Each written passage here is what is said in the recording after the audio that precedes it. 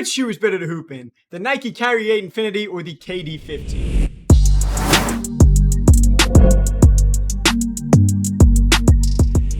Today we're putting the newest models from Kyrie Irving and Kevin Durant's signature lines head to head to see how they compare. But really quick, if this is your first time checking us out, feel free to drop a follow or subscribe wherever you're watching and give this video a like. We would greatly appreciate that. So kicking it off with the box and the price. The Kyrie 8s come in a red box with some Kyrie text inside of an oval pattern. And then you have that sideways infinity sign that also doubles as the number 8 for the model. But now switching it over, the KD 15 box is actually pretty clean. These have a cool butterfly or just like, some type of pattern like that surrounding the box. And in the middle is going to be KD's player logo, that's blown up with the signature kind of running over the top of that. But as for pricing, the Kyrie 8 is going to retail for $130, which does line up with last year's Kyrie 7. And the KD 15s are going to be just above that, retailing for $150. So no price jump on either of these models, though. That was nice to see. So doing a quick rundown for the appearance of these shoes and starting off with the colorways. Today we're checking out the Nike Kyrie 8 Infinity Aluminum versus the KD 15 Aimbot. So starting off with the Kyrie 8s, this is another mid-top shoe, which kind of follows suit with pretty much all of the models released within his line, leaving out the low models, of course, like the Kyrie 4 and the 5 low. But taking a closer look at the Kyrie 8s, these are going to look more similar to the Kyrie 6s, just compared to that midsole setup. Like I know the 7s, they had like a shark tooth design in that section. But one of my favorite aspects about this Kyrie 8 shoe is going to be the heel. Like that wavy setup back there with like the lines mixed in is a really clean design. And this specific colorway is going to get an hourglass look to the tongue. So, after not really feeling the Kyrie 7s all that much, I personally do like the way these Kyrie 8s look. But now switching it over to check out the KD 15s. This is the lowest shoe in KD's line since going all the way back to the KD 11s. Like the 12s, the 13s, the 14s, they were all more of a mid-top design, but these are pretty clearly going to be considered a low-top model. And that is something KD wanted to return to, I guess, kind of matching up with some shoes from like earlier on in his line, but I do think these look really nice. And you have a bunch of different textures and like overlays on this upper, but I'm going to get to that more here in a second for the material section. But I do think it does add to the appearance just to give these a really clean look. And similar with most KDs, his player logo shows up on the tongue. And on the pull tab, you're going to get the word easy, which I guess is KD's nickname. And that's also like his like social media handle and stuff like that. He's going to be Easy Money Sniper. So, I'm sure you've probably seen KD on Twitter before. He is, pretty active. He likes to mix it up with fans, media, pretty much anyone it looks like. And, that easy text is also going to show up on the inside of the box. There's just a whole lot of details built into this shoe. Then you're going to get some air zoom built into the midsole that is similar to what was used on the KD 14s. But the 15 did lose that strap that was on the KD 14s. And honestly, I am going to miss that. But I'm not really surprised it's gone. Nike rarely has straps repeat in their shoe lines. And straps generally show up and work better on mid to low top or mid to high top designs just because you have more shoe to work with. But the reverse swoosh on the inside of the upper is really tough for this KD 15. And the PG6 does have something similar to that, the ones that just came out. And the KD 15 does actually draw a lot of similarities to the PG6, I thought, just as far as the appearance goes. But to wrap it up, on the heel, you're going to get another cool wave pattern for this design, along with the number 7, which is the number that he wears on the Nets right now. Guess we'll see where he ends up playing to start this season. But two really clean shoe models here, in my opinion. But now let's see how they hold up. So now I'll break down more of the tech specs and kind of talk about the performance side for each shoe. So starting off with the cushioning on the Kyrie 8s, this is definitely one of the bright spots, arguably the brightest spot on this model. Seems like Nike put more interest into just placing more stuff into this cushioning section for the Kyrie 8s. You get a zoom unit in the heel that, that is going to play nice, but in the forefoot, you're going to get a zoom strobel setup that is just spring loaded.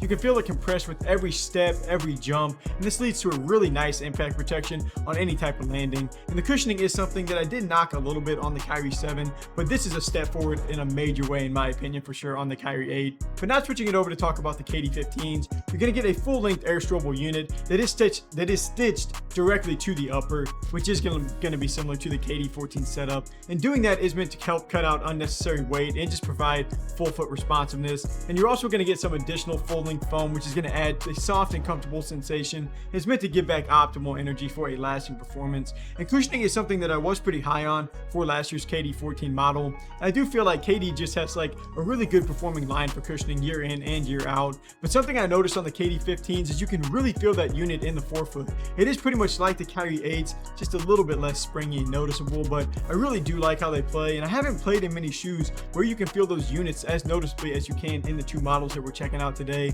But as far as break-in time, you won't really need any on either of this shoe. I mean, they loosen up pretty quick and the footbed just isn't very stiff, so two really well performing shoes as far as cushioning goes. I was happy to see that. For the materials and the support, the Kyrie 8's have a few different things going on here. In the front half, you're going to have some like where that camo design is. That's a thinner textile that does help keep these super lightweight. And the ventilation is also going to be good because of that. And you get some nicer materials actually on the back half near the ankle. That black patch has more of a leather feel. And like I was saying earlier, that is going to resemble the Kyrie 6 more so than the Kyrie 7, which was pretty much textiles covering the entire shoe. And the support is another highlight for this Kyrie 8 model for a few different reasons. Like the upper doesn't give on any of your harsh movements, and these black straps that run under the laces, and also like that the laces feed through on the outside, those black wings are kind of there to mark out a strap that runs behind your heel and just tightens your foot into the shoe. And it's also going to run forward around your toes just to pull your entire foot into the design. And the blue line that's on the toe box there, that kind of marks that out where that strap begins and ends. I did think that's a pretty cool spot, but I mean, Kyrie's line has always held up really well for support, and that's going to be no different on this Kyrie 8 model. But now switching it over to look at the KD 15's, like I said a minute ago, the upper on these does have a few different materials at play, but they do feel really quality. And you can just tell that Nike didn't really cut the cost for the materials on either one of these models, so I was happy to see that. So the KD 15 is going to have a multi-layered mesh upper that is meant to be lightweight and also give you that already broken in type feel before you even play in them. But one of the biggest changes was Nike taking away the strap that ran across the upper, and instead they put in a modified midfoot containment system that you feel especially whenever you tighten up the laces. And keeping these shoes tied really tight is going to be kind of important on this model, actually really important on this model, because the first time I played in the KD 15's, my heel was starting to kind of slide out on some of my movements, and that did make me a little bit nervous. But I mean, once I took the time to actually lace these up and tie them tight, like that did go away. So whenever you're lacing these up, like I was saying, just pay super close attention to make sure that you aren't, leaving too much slack. You might start to feel some heel slip. But another piece that did help with the support on this model is the Nike swoosh, and that's going to be part of a TPU wing that connects to the midsole, and the laces actually feed through that wing. And that whole setup, I mean, if you tighten that up, it just gives you a really secure feel for your lateral cuts.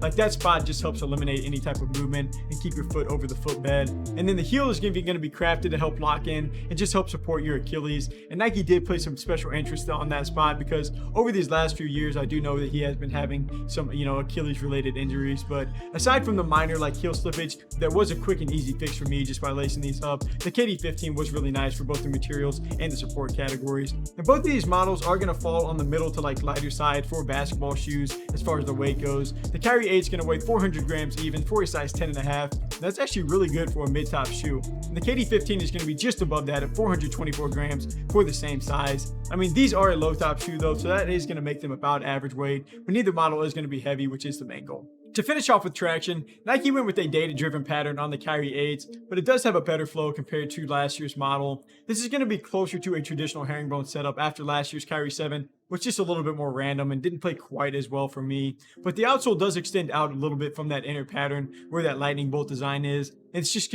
a little bit more pressed into the design in that spot. But this pair that I got actually comes with an XDR outsole, which is just a more durable rubber, so at least I won't have to worry about the durability quite as much. But the grooves are pretty deep and they feel tough, so I mean, using these outdoors is definitely in play. But now looking at the KD 15's, KD's line is coming off a really well performing model last year, and these pretty much pick up right where they left off.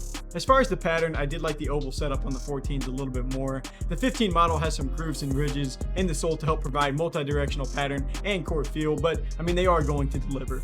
Last year's outsole did feel a little bit softer than these 15's too, and I mean, usually I'm out on these more random traction patterns, but this is a pretty sticky model that gives you plenty of bite on the court, so I mean, I really can't come for them here. I mean, they are a little bit of a dust collector though on dirtier courts, but I mean, one swipe for me and that was pretty easy to fix and solve that. I did just want to put that out there though. And these do have some extra durable rubber in that outsole that actually is designed to be used outdoors, and I honestly could not say that about the KD 14's at all. But to finish off with sizing, I went true to size on both of these models, and it's pretty much a perfect fit. Like, your toes aren't going to be squeezed, but there is still a little bit of room left over, and the width is pretty standard. I wouldn't call this a wide or narrow model, but they maybe lean a little bit more towards the narrow side if I had to choose. So for the final ratings and starting off with the appearance, I like the changes made to the Kyrie 8's this year, and I already liked what the KD's had going on, so that's going to be no different on this 15 model. I'm just going to start off keeping this section as a tie. But as for cushioning, I mean, I feel like you get a little extra bounce in the forefoot for both of these models. They do play really soft, but it's just a little bit more drawn out and noticeable on the Kyrie 8's, so I'm going to go with the Kyrie's line here for cushioning. As for the materials, I mean, you have two models that feel nice. Neither is cheap here, I mean, and you have some nice pieces on each, so I'm going to go ahead and just keep that section as a tie. Before the support, I am going to go with the Kyrie 8's just barely. Like, I'm only docking the KD 15 because without the proper attention, I mean, you might have some heel slippage in these, but as for the lateral support and anything else on that model, they do really well as long as you keep those laced tight, like I said. But I mean, there's just nothing really to knock on the Kyrie 8's, and you even have those straps for additional lockdown, so that's kind of why I'm leaning that way. And then to finish off with traction, I am actually going to go with the KD 15 here. Like, I've been loving the traction on these last few KD models. They play really well, and like the Kyrie 8's, they definitely did take a step forward, but I mean, all things considered, I mean, it's just not quite as much bite on the court. But this is going to be a really another really tough breakdown, geez. But I mean, all things considered, I am going to go with the Nike Kyrie 8 Infinity as the better shoe to hoop in. And the cushioning is kind of what does it on this year's model. Like, I do really love how these feel on the court. The support is another really nice spot. Not to mention the traction did get better, and this is going to be a lighter shoe to move around in. But the KD 15 is right on the Kyrie 8's tail. I mean, the cushioning is a touch less soft. The support isn't quite as strong, but the traction is going to be better. So you do have two really nice models for performance here. You can't really go wrong with either, in my opinion. Thank you guys for taking some time to watch. If you're interested in buying the Nike Kyrie 8 Infinity and you want to support our channel, just click the link here on screen, or we have links for both shoes down below or in our bio, so feel free to check that out. But until next review, I'm Landon from Shoe Wear. Peace.